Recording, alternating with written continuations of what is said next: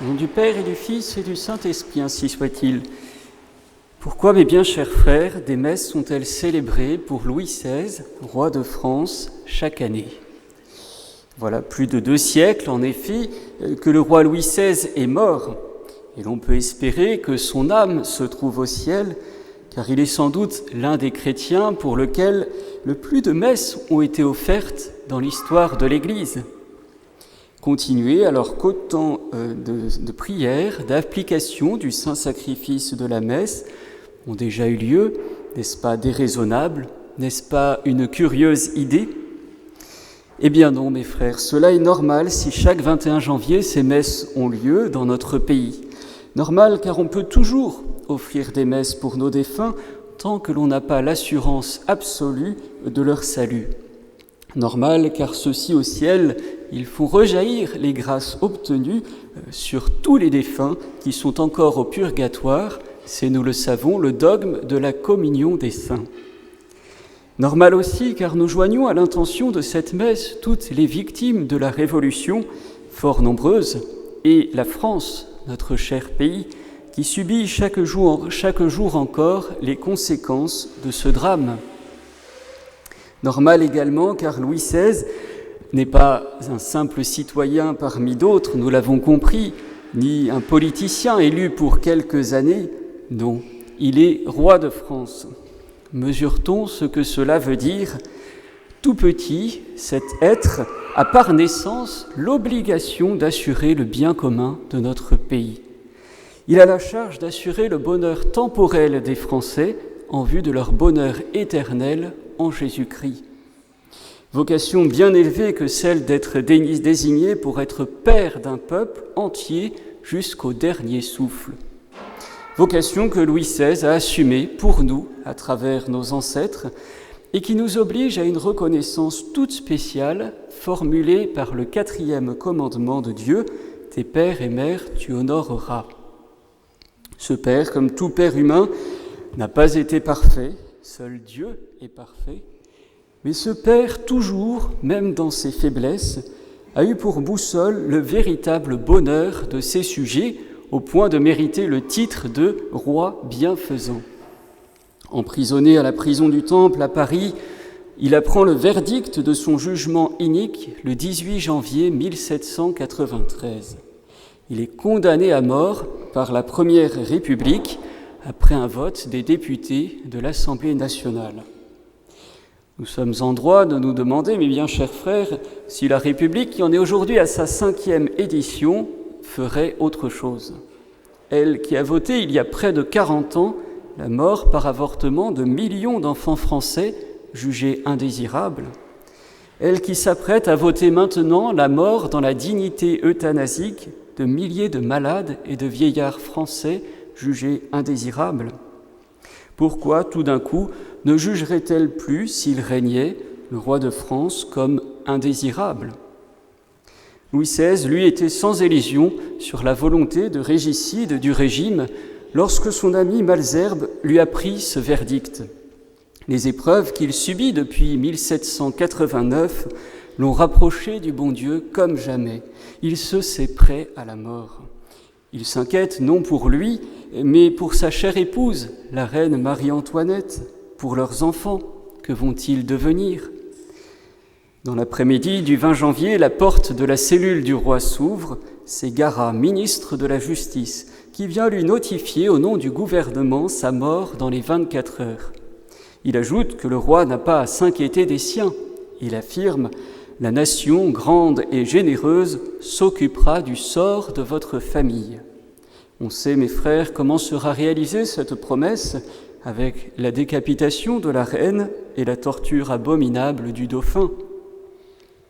Après Dieu et sa famille, rien ne compte davantage pour Louis XVI que le peuple de France. Ce peuple qui se trouve aux mains de monstres sans foi ni loi. Il déplore la violence exercée par les nouveaux maîtres. « Je vois, dit-il à son valet Cléry, le peuple livré à l'anarchie, devenir la victime de toutes les factions. Les crimes se succédaient, de longues dissensions déchiraient la France. » Face aux méfaits de cette démocratie révolutionnaire, il est ému de pitié. La nation est égarée, ajoute-t-il, et je suis prêt à m'immoler pour elle. Participant à la paternité divine, d'où découle toute légitimité, il se sait toujours roi et père des Français. On accorde à Louis XVI de voir une dernière fois sa famille dans la soirée du 20 janvier. Le chemin n'est pas long car elle est séquestrée, elle aussi, à la prison du Temple. À l'issue de l'entrevue, qui dura 1h45, Necker et Mercier rapportent que le petit prince a commencé à s'échapper dans l'escalier en criant « Je veux parler au peuple, je veux parler au peuple !» « Et pourquoi ?» lui demandent les gardiens qui le saisissent. « Je veux le supplier de ne pas faire mourir Papa Roi. » Papa Roi prend son souper, le dernier, vers 10h15, puis se confesse auprès d'un prêtre irlandais non-jureur, l'abbé Edgeworth. Il parle avec lui jusqu'à 00h30 pour se préparer au dur lendemain. Le 21 janvier, le roi se lève à 5h du matin. À quoi bon dormir plus longtemps puisqu'on va mourir ? Enfin, il peut assister à une messe célébrée sur la commode de sa chambre. Cela fait 6 mois que son âme en est cruellement privée. Quel soulagement spirituel ! Il sert cette messe, communie, en recevant notre Seigneur avec recueillement. C'est là son viatique. À 9h, il reçoit sa dernière bénédiction. Dans la voiture qui le conduit à l'échafaud, il récite les psaumes et les prières des agonisants avec l'abbé, côte à côte, dans la même voiture. Ils disent ces prières dans le même bréviaire. À 10h10, on est arrivé à l'actuelle place parisienne, dite de la Concorde. La guillotine y est dressée devant le piédestal de la statue de Louis XV, grand-père de Louis XVI. Cette statue est alors abattue. Les révolutionnaires n'ont pas attendu leurs descendants lointains wokistes. Des milliers de soldats sont mobilisés, 72 canons sont placés. La Révolution craint que sa propagande de haine ne suffise pas et qu'il y ait des soulèvements populaires de sympathie pour le roi. La Révolution n'a pas la conscience tranquille. Elle sait bien qu'elle ne sert pas la France, mais d'autres intérêts inavouables. Et elle craint toujours que le peuple finisse par s'en apercevoir. Le roi descend de voiture, ouvre sa chemise lui-même. Le bourreau veut lui lier les mains, il refuse d'abord, puis accepte à la demande de l'abbé. Le bourreau, Charles-Henri Sanson, témoigna qu'il était tout tremblant devant son roi. Il l'a vu monter sur l'échafaud, dit-il, sans hésiter, avec l'air fier, et il lui a dit en voyant son embarras, « Ça doit vous faire de la peine. » Les tambours battent. D'un regard royal, Louis XVI les fait taire et dit d'une voix forte, « Vous savez tous que je suis innocent des crimes qu'on m'impute. Je pardonne aux auteurs de ma mort et je prie Dieu que le sang que vous allez répandre ne retombe jamais sur la France. » Ces paroles de vérité brûlent les oreilles des révolutionnaires. Santerre, commandant de la garde nationale, censure aussitôt le roi en ordonnant au tambour de rebattre à tout rompre pour couvrir sa voix. Les aides du bourreau se saisissent de Louis XVI et Sanson rapporte encore « Je me souviens que dans le moment qui me fait peur encore, le confesseur, en regardant le roi, dit « Fils de Saint-Louis, montez au ciel ». Le couperet descend, la tête tombe, l'enfer jubile, il est 10h22, le mensonge révolutionnaire triomphe. Il y a une dernière raison, mes bien chers frères, pour laquelle la messe du 21 janvier pour Louis XVI est tout à fait normale. C'est parce que par le sacre, l'Église fait d'un roi de France un personnage sacré, loin du Seigneur. Elle s'engage envers lui. Voilà en réalité le plus important. Ce qui dérange le plus Satan et ses camarades révolutionnaires, voilà pourquoi il fallait à tout prix que Louis XVI meure, peu importe que ses actes soient bons ou mauvais.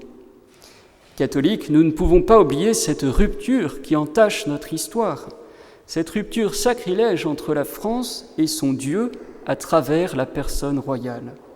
Cette rupture qui motiva le peuple de Vendée à se soulever un mois après le 21 janvier. Les laïcards, francs-maçons, libres penseurs et autres misérables ne se trompent pas sur ce que cela représente, ils le savent très bien. Eux n'oublient pas de fêter chaque 21 janvier le supplice de Louis XVI au cours d'un repas républicain qu'ils appellent par dérision repas tête de veau. Eux n'oublient pas de solenniser ce qu'ils appellent la fête de la décollation de Louis XVI et de la naissance de la République. Eux savent que le dimanche 11 juin 1775, à l'âge de 21 ans, le jeune Louis XVI a été sacré à Reims, comme tant de ses ancêtres dans notre histoire. Oh, les pseudo-philosophes des Lumières ont bien essayé de l'en détourner, ces apôtres d'un monde sans Dieu. Ils lui ont susurré qu'il fallait en finir avec cette superstition du passé, qui d'ailleurs coûte trop cher. Mais leur révolution n'était pas encore prête et Louis XVI ne les a pas écoutés. Ce dimanche 11 juin 1775, la ville de Reims a brillé de mille feux. Tous les corps de la société étaient représentés. Plus de 50 000 Français se sont rassemblés autour de la cathédrale. Tout le pays avait sa pensée tournée vers là. La France sait que Dieu va lui donner un souverain à ce moment. C'est un hommage public au Christ roi, roi de tous les rois de la terre. Très rares sont alors les impies en France. Ni la Révolution, ni Vatican II n'ont encore vidé les églises. Les âmes des Français sont unies par la même foi catholique, infiniment plus solide que ces valeurs de la République, qui n'ont d'autre effet que la corruption morale de notre société. Quand il prête serment, les deux mains sur l'Évangile, Louis XVI sait qu'il va devoir être juste, défendre le faible, être bienveillant envers ses sujets. La France entière se sent concernée de la plus grande ville au plus petit hameau. On s'est préparé par des prières publiques. La reine Marie-Antoinette a écrit à sa mère « Pour moi, je sais bien que je n'oublierai jamais de ma vie, dût-elle durer 100 ans, la journée du sacre. Mes larmes ont coulé malgré moi et on m'en a su gré. » Et il y eut de quoi. Louis XVI s'est préparé par 3 jours de jeûne, une confession générale. Entre autres prières prévues par le pontifical de l'Église, l'archevêque de Reims a fait ce jour-là 9 onctions avec la Sainte Ampoule sur Louis XVI. Il lui a mis entre les mains un glaive en disant « Défendez et protégez la Sainte Église et les fidèles. Détestez et dispersez ceux qui altèrent la foi avec autant d'énergie que les ennemis du non-chrétien. » Les révolutionnaires sous cape ont dû alors se sentir visés par ce glaive au service de Dieu, du droit, de la vérité, de la faiblesse. D'autant plus visés lorsque Louis XVI s'est relevé, a sorti le glaive de sa gaine, l'a brandi vigoureusement et l'a remis au fourreau après l'avoir essuyé sur son bras gauche. Il a signé ainsi sa perte en manifestant que l'Église et la France pouvaient compter sur lui, qu'il irait jusqu'à la mort plutôt que de les abandonner. Chose qu'il fit effectivement. À la fin de la cérémonie, l'archevêque le couronne, lui remet le sceptre, puis le conduit au trône où il le fait asseoir. Alors il dit tout haut, 3 fois, « Vivat Rex in aeternum, vive le roi éternellement ». Aussitôt, on ouvre les portes de la cathédrale, le peuple entre en foule, acclame Louis XVI. Les trompettes sonnent, les canons tonnent, les grâces pleuvent, ce sont les noces de la France avec son souverain. Voilà donc, mes bien chers frères, pourquoi tant de messes en France sont dites le 21 janvier depuis 230 ans.